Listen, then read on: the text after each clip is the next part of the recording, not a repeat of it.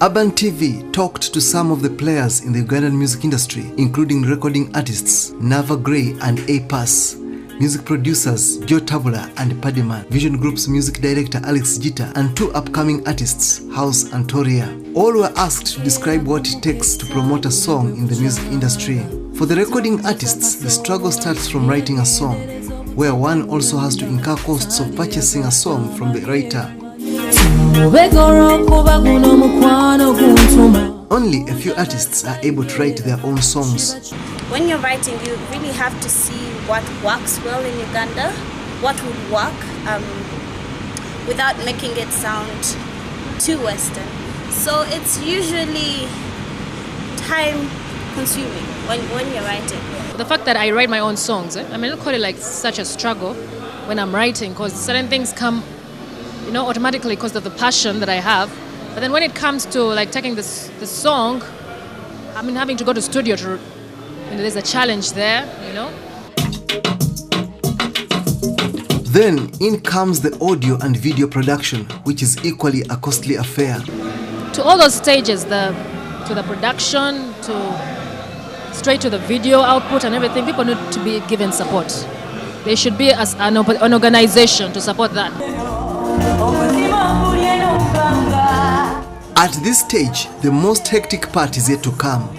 According to the artists, when one has the audio and video, they still have to contend with the tough job of getting airplay for their music. This is when assets and valuables like cash and sex are sometimes traded for airplay.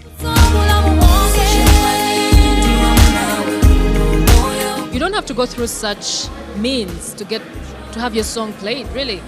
I mean, you don't have to be that desperate to undress, you know, to have to have yourself abused for something that should be enjoyable. You know, that's really bad. If one has no cash or sex to bargain with, their music may never see the light of day on Uganda's airwaves. That's how far one can go to promote his or her song. The most affected are the upcoming artists who know little about the system. No. I've had like similar stories.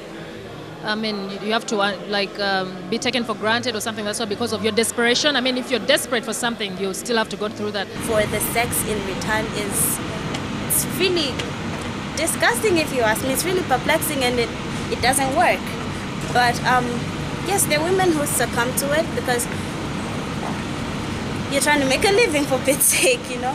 The music producers we interviewed, Joe Tabula and Paddyman, agree that the use of sex and cash to promote music is on the rise in the music industry. They tell tales of upcoming artists who have had to sell their property in order to promote their music. And a certain guy tells if it's a lady that you have to pay me 100,000 so that I play your song every week. I'll have 100,000. And this girl has no money, and she's desperate enough to see that her music plays on radio.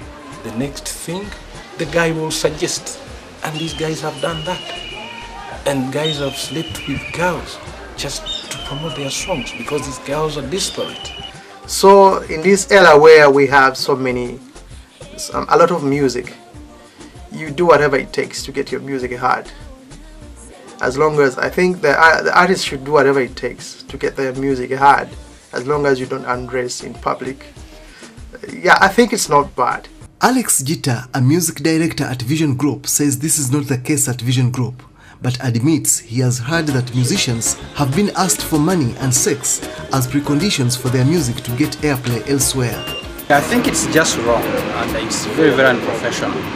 And it's up to the media managers to make sure that this doesn't happen. But also the musicians themselves. I mean, if you have a good product, it will sell itself.